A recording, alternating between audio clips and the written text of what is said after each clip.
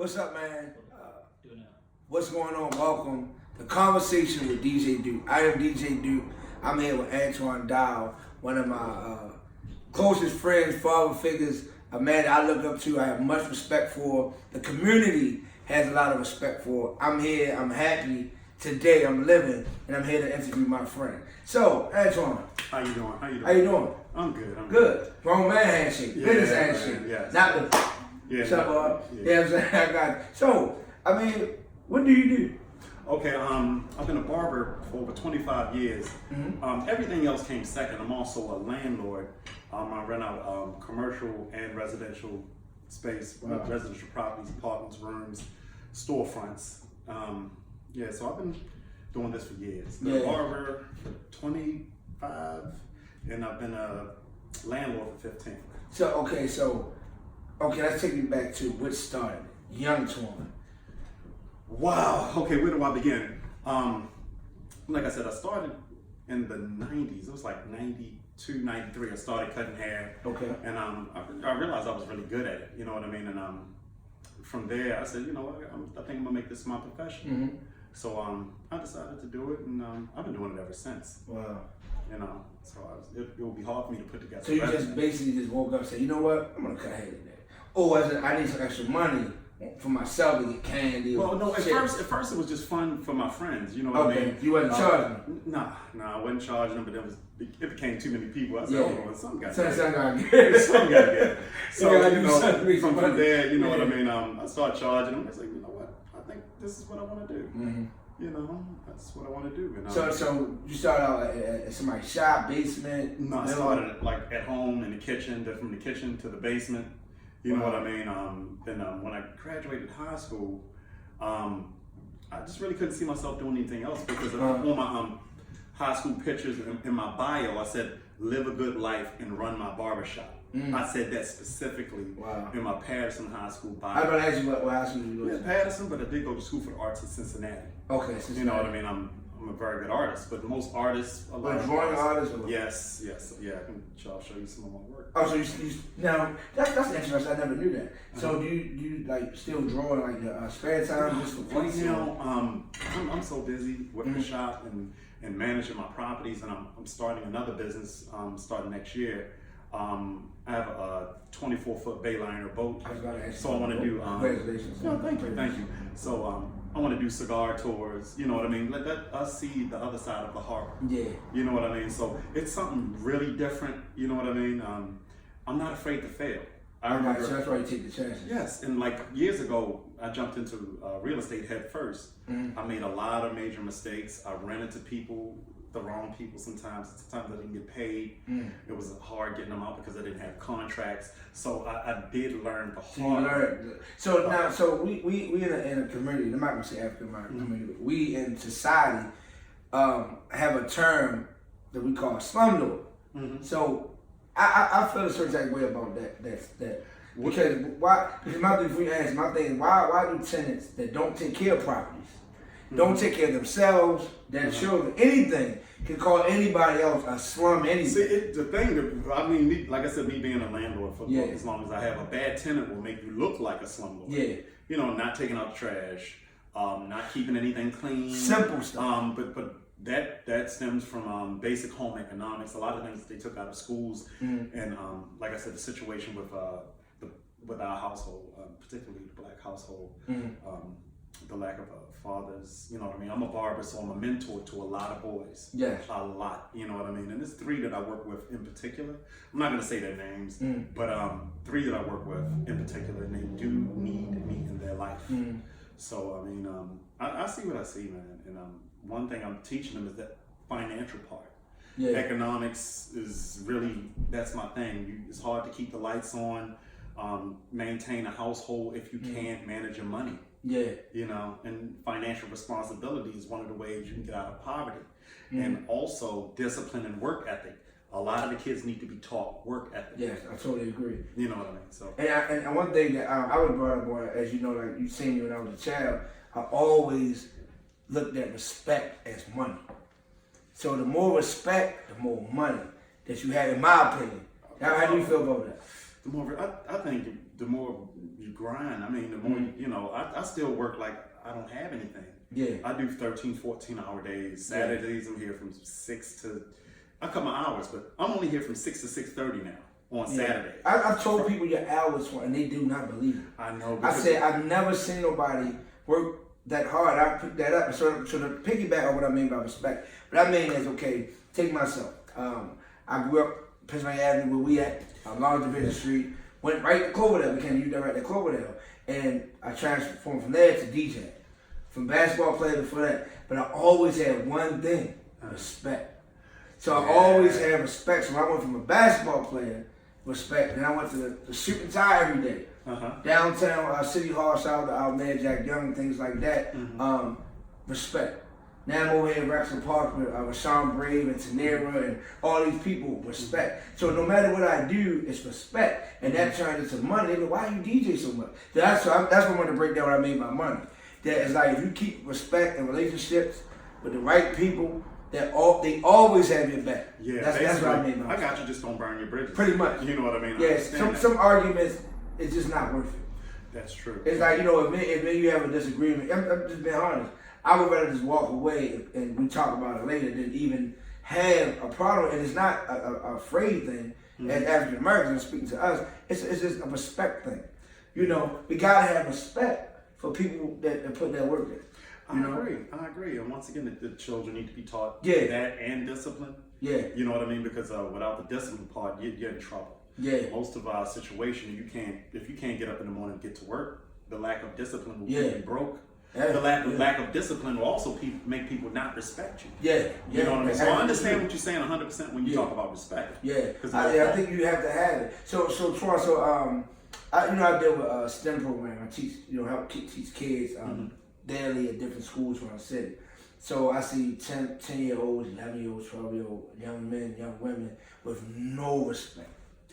No respect. Learned behavior. Yeah, I'm like, and then the parent will come, they are worse. Like I said, dysfunctional learned behavior. Those behaviors are passed down from the generation to generation. Yes. So now we get it down to it. How can we?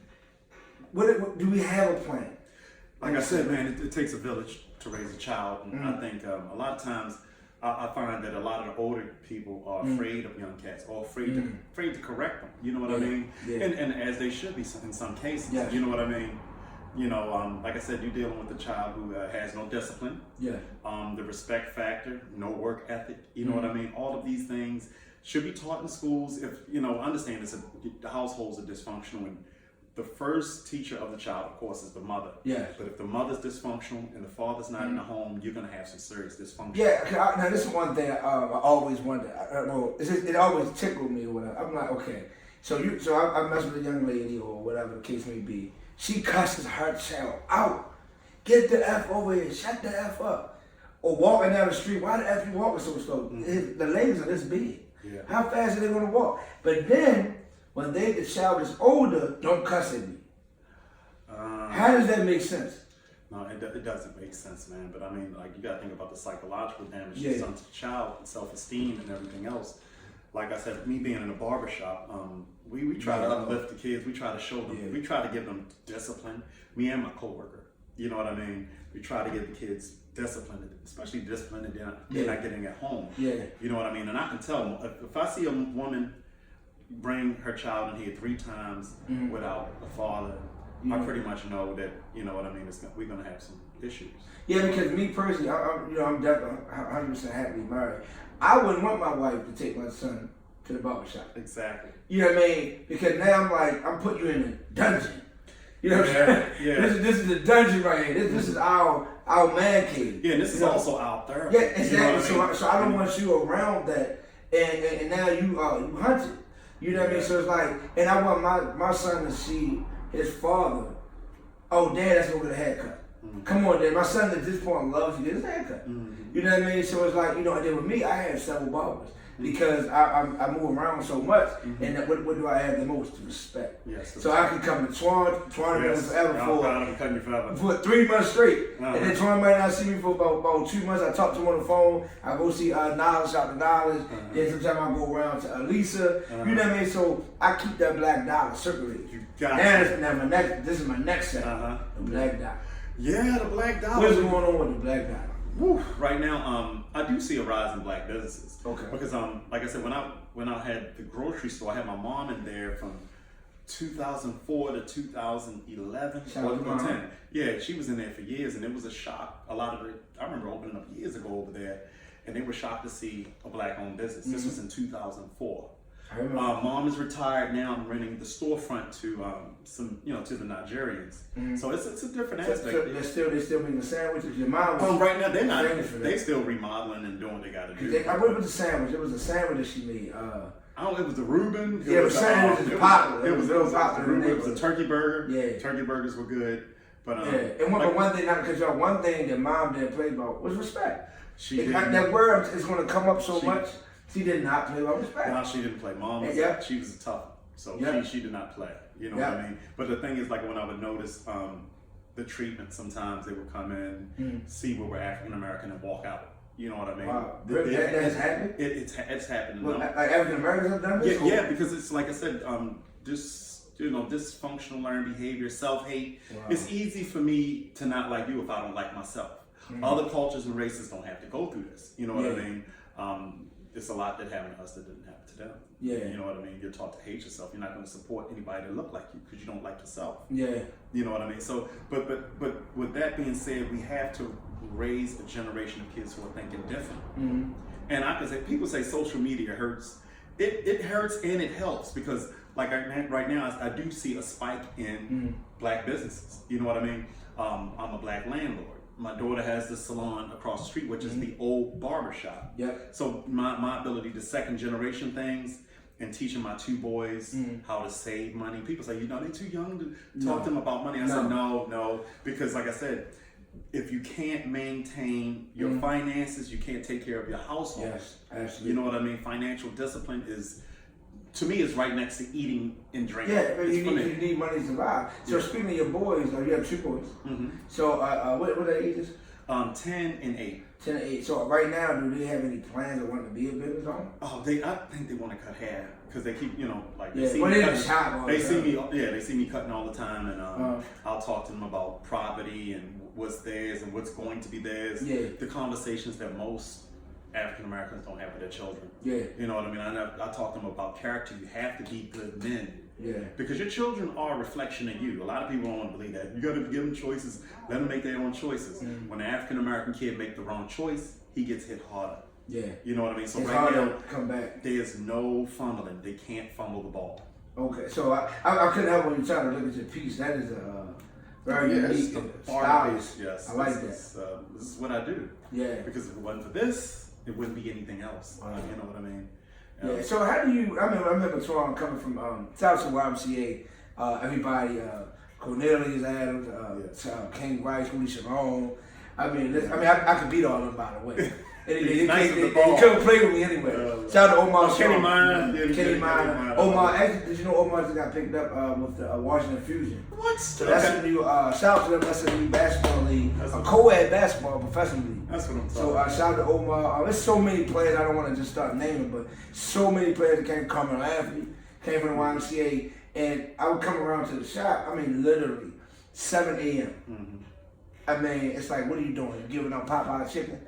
What are you giving out for this crowd? It's literally crazy. I've seen his books, 101 people, 135 people. Yes, it still goes on. Like I said, I had to pump my brakes. I'm 45. I pump my brakes a little bit. So Saturdays I'm here, and it'd be a crowd. You know what I mean? So like I said, I cut my hours from 6 to 6:30. And people like 6 to 6:30. I was doing like 6 to 9. I gotta live.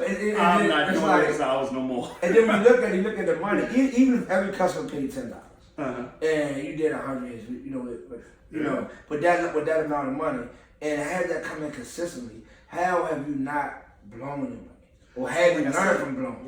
When I was younger, of course, I fumbled the ball a few times. Yeah. But then I had to decide, what do I want to do? You know what I mean? like I said, even when it came to real estate, buying property, and you make an offer and people saying no, and then I got a yes. At one yes, I try not to do anything. You know what I mean? But when I was younger, I fumbled the ball. Yeah, so you learned a lot from that. So pretty much, so right now, let's switch up a little bit. So right now, like my biggest issue is credit. I mean, I think that we should have a course from middle school to high school about credit. What's your opinion on that? Say that again about what? So credit. Credit is very important. You know what I mean? Like I said, I learned late when it came to credit. The only reason I'm in this position now is my ability to save. And that takes a crap load of discipline. Yeah. You know what I mean? To save. So, you know what I mean? As far as credit is very important. So you're not using your own money. Because it seems like we're not educating ourselves. We're not educating. We don't know the kids. They don't know it. They don't know that. But now, myself, I went to Mount St. Joe, starting out, I went to different schools. So seeing Mount St. Joe's and going through that curriculum, then to graduate from Carver and go through that curriculum, it's most institutions. Most crazy. institutions not going to teach you financial literacy. Yeah, I was at St. Joe, I had world history, like really world history, not world history of the state. You know what I'm saying? World history of the world. Of the world, like, and I look at that in the school system, like they're not teaching our kids anything. So it's like, what can we do to, let's just start with the school system. What can we do to improve the school system? Like I said, man, if the school is not going to do it, you got to do it at home. But the parents need to be taught. You know what I mean? I have a friend of mine named Clarence. He has financial literacy. Yeah, he has financial literacy classes for adults and children. Okay. You know what I mean? And it's very necessary. My boys are going to join this class. Okay. As much as I know, I'm going to join the class. You know what I mean? Because it's never too late to learn. Yeah. Even in this barber profession, I'm looking and I'm watching. I look at YouTube, learn how to do new things, and you can't stop learning. So yeah, as far as with the economics part, you have to keep learning, and we got to learn how not to just give our money away. Yeah, I with the school, I look at it like it's so easy for kids to get distracted. Like the attention span is zero. Like zero, because Instagram is so fast. What I will say, a lot of times the poor diets have a lot to do with it, and that goes back to economics. Because if you don't have the money to get the right foods, you're not going to think right. You know what I mean? A lot of kids are eating oodles and noodles. That's high in sodium, fat, salt. You know what I mean? And you're functioning on that. And then some don't even eat. Some don't even eat. But like I said, the diet. If the diets are bad, the school performance is going to be bad. Yeah, and it's crazy because I am a professional DJ, and I DJ, pretty much every day, or some form of music every day. So and I see the clubs are packed, but I see the children looking crazy. So I know, it's packed. It's a Monday night. Yeah, it's a Monday night. It's 90% women in here. What's going on, man? I know you cannot have a child, but come on, what's going on? What you looking good, man? You looking good, you smelling good, hair nice car, feet done, nails done. Kids is struggling. They're struggling. Like I said, it's a case of the blind leading the blind. The parents don't know any better. Yeah. You know what I mean? They grew up in a dysfunctional system. Yeah. Dysfunctional household, and that is basically the same thing as. And I'm glad you brought it up because I think I know that's really true. You grew up with your mom cussing you out. Different guy every night. So when they get their little baby, at 13, 14, we live right down the street from the project. We've all witnessed. It's a cycle. Now they say, I got my own house. I have my own. And then the mother, which is now the grandmother, at 38. Now she is forever good because now her 13-year-old is pregnant. And she got her own spot. So now they just living good. That's true. In the hood, it's like, when we talk about it, they think that we think we're better. We don't think we're better. We're just trying to bring awareness. So and it's like the person that wants more always get, he's bullshit. He thinks he's all. That's true. You're gonna go through that when you have family members, and one person thinks different. The other people are gonna shun them or diss them. We congratulate you when you come home from jail. Oh yeah. But if you come home from college or from even a trade school, it's nothing. You know what I mean? It's nothing. I actually artist, I think it's a while ago. I shot in Philadelphia. He made that comment that the people in the neighborhood glorify coming home from prison. Yeah, he said he was like that himself. He said, I wanted to go to prison. I just wanted to come home, man. Yo, what's up? And I don't want to say names here, but right, like I said, I don't understand it. Dysfunctional learned behavior. Yeah. You know what I mean? And self-esteem. And a lot of the guys, I'll find they have what I would call a big ego with low self-esteem. Yeah. You know what I mean? It may sound a little funny, but it's true. Yeah, I mean, You know what I because you leaving your children, you leaving your, Yes. your wife and family. Yes. So it's like, who's really winning? You know what I'm saying? It's just, Anybody's winning is the system. yeah. You know what I Yeah. mean? The system is winning. And like I said, we do need to have more fathers, more conscious fathers, more men to take care of this problem. Mm-hmm. Because we have a generation of men who don't know how to be men. You just don't know. And some of your other things that you're into, speak on that, some of the programs that you've dealt with. Be More for Healthy Babies, I've dealt with them for years. They still show the video at social services, hospitals, things like that. And, recently passed everything down to the new barber. He has a new child. Okay. Congratulations to him. Okay. Quante Boulware. Okay. You know what I mean? My coworker. Oh, ain't not Peter Boy. He's not related to him. No, Oh, no, I think he is. Yeah. I think he is. Man, I think he is. Yes. I think he is. He is related to him. But like I said, passing things down to him, like even with the program, we had a high SIDS rate in Baltimore. Yeah. Sudden infant death syndrome. Yes. So we had did the campaign for that to try to stop SIDS. Now, is that anything? Also, me and God rest his soul, Elijah Cummins did the Healthy Choice Initiative. Okay. You know what I mean? Trying to bring awareness to high sugary drinks and. So that's what I was going to ask you. So like a lot of stuff with the SIDS, that have to do with diet of the parent, like the mother. SIDS is sudden infant death syndrome. Yeah. You know what I mean? Which is the ABCs of safe sleeping is a lone back crib. A lot of people lay their kids down wrong. The kids suffocate in their sleep. You know what I mean? And Baltimore had a high rate of that. You know what I mean? For years, everything has gotten better lately. You know what I mean? Like I said, man, we have a lot that we're dealing with. Yeah. We have it's a lot to even talk about, but behind me is this great wall of success, I like to call it. Yeah. And I mean, I see one of the legendary people in the world, Miss Patti LaBelle. Oh, yeah. And you smile ear to ear now. I say Patty. You know what I'm saying? Oh, it's Patty. I met her through one of my co-workers. I mean, not co-workers. Through a friend. He's a client named Willie. Okay. Willie known Patty for years. I met Patty in D.C. And then Willie comes to me and said, "Oh, Patty said you can come to her Christmas party at the house." I said, "Whoa, you know what I mean?" Yes. Mommy, So that was a really nice gesture, and I like to thank Willie for that. You know what I mean? Yeah. And like I said, you just have good people around you, and good things will happen. Yeah. I mean, and like we're gonna keep this going. I know you're a laid back guy. You don't like all the accolades, but I see Barack Obama. President Barack Obama. Yeah. First lady Michelle Obama. I mean, what is up with this one? How did you get the juice? Like I said, man, it just happens, man. Wow. That was an extended invitation. They looked at everything that I was doing, Be More for Healthy Babies, and I was like, okay, I'll go. So what did you say of anything to President Obama? I said, how you doing, sir? Nice to meet you. And, it was a brief conversation, very brief. But it was people there. It was very brief, and I just kept it respectful. Yeah. That was it. I mean, that had to be an honor. It was. That had to be a highlight. That's one of the major highlights. And also, I know you do Dr. Was it Umar? Umar, yeah. Like I said, I'm just I'm a fan of him. I've had the pleasure of meeting him several times. Yeah. I respect his work. You know what I mean? I respect what he's doing, especially as far as recognizing special ed and special education, because they tried to do that to me. You know what I mean? Same with my son. The teacher, called me. Your son is not listening. He needs medicine. I'm like, he's 4. He don't need medicine. He don't listen. They don't listen at 4. No. They don't listen at 30. But they try to medicate him. They don't listen at 90. People just don't listen. So you got to discipline. That's another thing. I said, man, as a teacher, Ms. Dodd, I said, listen, you have my direct authority to discipline my child. Yes. You do not have to you can discipline my child.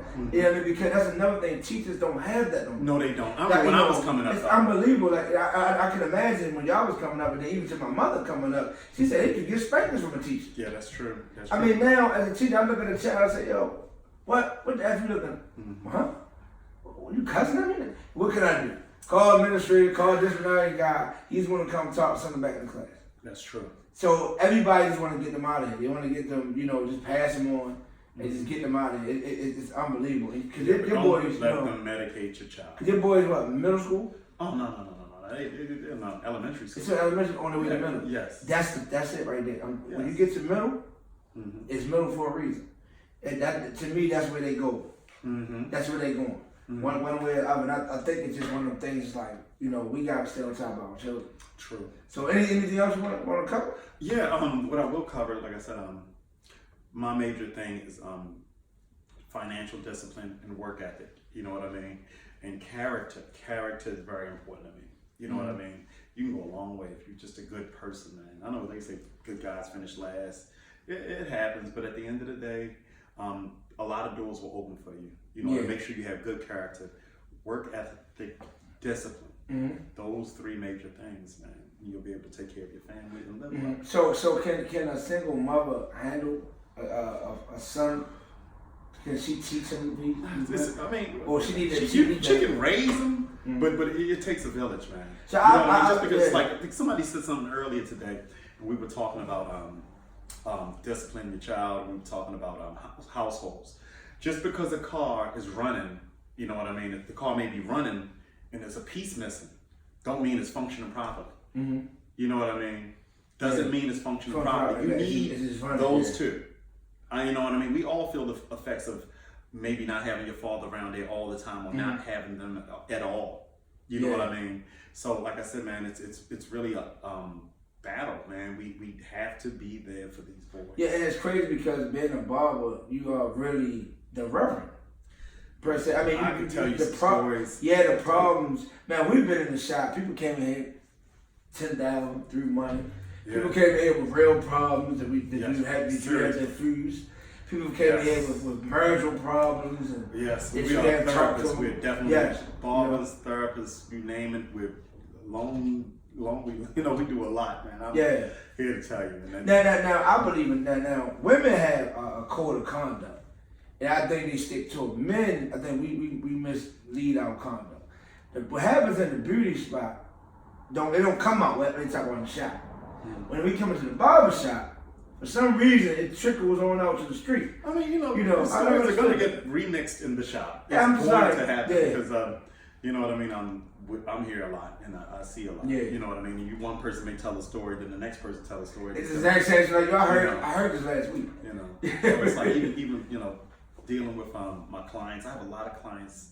The last 2 or 3 years, I've lost clients. You know what I mean. I just had to take care of one recently. I had to go to the funeral home to cut his hair, and he had trauma to the skull. It was, it had a gunshot wound to the skull, and that really affected me. Yeah. Because usually it's trauma to the body, but he didn't even look like himself. So that did bother me. He was 20 years old. Wow. And 20 years. He just started living. So. Yeah. Unbelievable. So I mean, what was that first call? Not him, but the first person. First time it was a friend home. Like, did you have to think about doing it? I just listened to the mother. You know what I mean? She said, "You take care of my son. He was his barber when he was alive." I said, "Oh wow." I said, "This is definitely different for me." As much as I wanted to say no, that was years ago. I wanted to say no. I said yes. I'll take care of it. Yeah. And also, while I cut their hair, I do talk to them. Wow. And people are like, "Wow, why you do that?" I was like, "Man, I'm in there." And, it's like just telling them farewell and you know what I mean. I hope your family's well. Yeah. Things like that. I do that all the time. You know what I mean? So. Well, I mean that just had to be tough when you just. I just got his haircut last week, and then 2 days later, it's just like, and then 99.99% of the crimes are senseless. Very much so. When I usually hear about what happened, it's usually something crazy. Like, you could just walk away, man. It's not. But they're not taught these things. Like, the guys who I'm talking about, a lot of them were raised by their mom, single mother homes, and they just had no idea. Like, at 20, they haven't begun to do anything. Yeah. You know what I mean? I've had one 17. He hasn't begun to do anything. Yeah. So if people want to reach you, and talk to you, or even get a haircut, how can they reach you? Tell the people. Oh yeah, you can hit me on Instagram, Antoine Tony Styles Buzz, or you can just go on Facebook, Antoine Anderson Dow, or catch me at 507 McMecken Street, Baltimore, Maryland, 21217. Okay, and then myself, Instagram, DJ Duke Live, Facebook, DJ Duke Live, DJDukeLive.com, and actually to my business page, the 1GPL Entertainment. And funny thing about that is I started that in 2007. What? 2007, me and shout out Omar Strong, we grew up, I said, all right, listen, one of us gonna make it off basketball. I'm gonna make it, or you gonna make it, or we both make it. And as everyone in the world knows, Omar is Omar, and Duke is Duke. So I started actually coaching at 17. I never wanted to coach Omar because I never wanted to coach the superstars. I wanted to really be a coach. And I think that instilled in me a lot of life lessons and characteristics, similar to a barber. And and these are real skilled mentally traits. And from that point on, I said, okay, now I got the juice. And Omar became everything. I made my money on clothing, basketball, and that's kind of where I went with it. So I started in 2007. I had and I did, like you said, family. I had my mother doing concessions. I paid my cousin $200 and watched the trophies. I got the trophies from New York. Shout out to Coop. His name is Coop, black-owned business in New York. He came down with a big 6-foot trophy. I had my cousin. All our job was to do was watch the trophies. I spent so much money. That was broke. That's what our job was, watch the trophy. So I took the street mentality from somebody to watch the corner, watch the trophy. Smart. You know what I mean? So I mean, I do come from Avenue, so I did, idolize the drug dealers of our time, the big names. I remember them cats. I never wanted to be the corner guy. I wanted to be the guy to pull up. And so that's enough about me. But that's pretty much, so the point of me saying that is that I always wanted to be successful. From the beginning. I watched you for years, and when you started DJing, I was like, wow. Yeah, I like just not afraid to do anything. Yeah. You know what I mean? And that's one thing we gotta, have our kids get over the fear. Yeah, I mean, you know what I mean? Yeah, you fail, but you try. Exactly. Because even in school, they don't try. Well, like I said, man, it's just the discipline part. You know what I mean? Repetition, the ability to do what needs to be done, although you don't feel like doing it. You know what I mean? You got to do it over and over again. That's in anything, and something's gonna happen. You know what I mean? A lot of us want instant gratification. You know what I mean? And it doesn't work that way. It takes time. I mean, they see, oh, man, you DJ everywhere. You was in PA last night. You was at Artscape. You Light City. You at churches. You know what I mean? I want to be like this. I want to do this. Man, you know how much free stuff I did? Do you know how many times I DJ'd for nobody? Like 0 people in the crowd. I'm just up there DJing. Like, you gotta understand how many speakers I done brought, how many things I had to carry, how many club owners I had to talk to. You know what I mean? So it's a lot to go with it. So back to like what I'm saying, my company, that company is dead in me. You know what I mean? So it's like, I tell people if I can do it, you can do it. You know what I mean? And that's just the life. And that's why I want what some people want, they want you to do everything for them. Oh yeah, no. Do not fall for that. Shout out to Ricky Smiley. He said something I never will forget. People are so entitled. They feel like they're entitled to something. You are entitled to nothing. Nothing. Zero. You are a social security number, and that's it. You're not entitled to eat, sleep, deal with, and I know we gotta go, but like so many things that we can talk about. Might have to do a part 2. Oh, we can do that. Because I want to ask this question. Even with women, I need to bring a woman in here. Why do a woman lay down with a broke dude? Black, white, Chinese, whatever. Why? Just why? The pickings are slim. There you go. That's what you know what I mean? I never slim. And then they complain. You know what I mean? I'm like, I would tell the young lady, not to put out there, well, my baby, my child's father, don't do this. He doesn't pay for this. Well, was he working when you met him? No. Ooh, yeah. Was he ambitious when you met him? That's the key. Not was he working. Did he have a purpose? Yeah, because everybody can fall. But was he, a true hustler don't fall too long. True. You know what I mean? I'm not being no house no true. That's very true. You know what I'm saying? We're going to have somebody to kick. Somebody had to do something. So, you know what I mean? So I'm like, did you notice when you met him? Yeah, but I was in love with him, you know what I mean? But, so who fought this thing? Woo. You knew he was a gamer. Yeah, well, maybe she thought she could change him. And that happened a lot. That's the biggest thing. But it never works. That's the biggest thing. It never works. Shout out, I think it was Keisha, K. Michelle. Can't change a man. Damn, that's true. Can't change a man. So, I mean, we can talk about this all day, man. But like I said, this is a conversation with DJ Duke. Any business that want to make any donation or want to come on the show or help us with anything on the show, you can make a check payable to friends of DJ Duke. And you just go from there. So anything you want to shout out real quick to us? Like I said, man, I just want to thank Duke for having me. You know what I mean? You have my info. Contact me. I'm here. Yeah. I ain't hard to find, but this guy's the guy. Appreciate you, Tron. Thank you, dude. All right, make sure y'all tune in next week, 9 o'clock sharp. It's The Conversation with DJ Duke. Peace. Peace. Yeah, man. It's a great show, man. Thank you, man. Appreciate you, man. Appreciate you. Handshake one more time. Cut that one. Yeah. How the battery thing came up. 1 second. Okay. I'm trying to get a picture of it just to dap up real quick. Okay. That works. Got the level, you know what I'm saying? Yeah. Got the little, you know what I'm saying? Got the, I want to get a couple shots of us just for my Yeah, camera right. real quick while I'm sitting down. Let me see.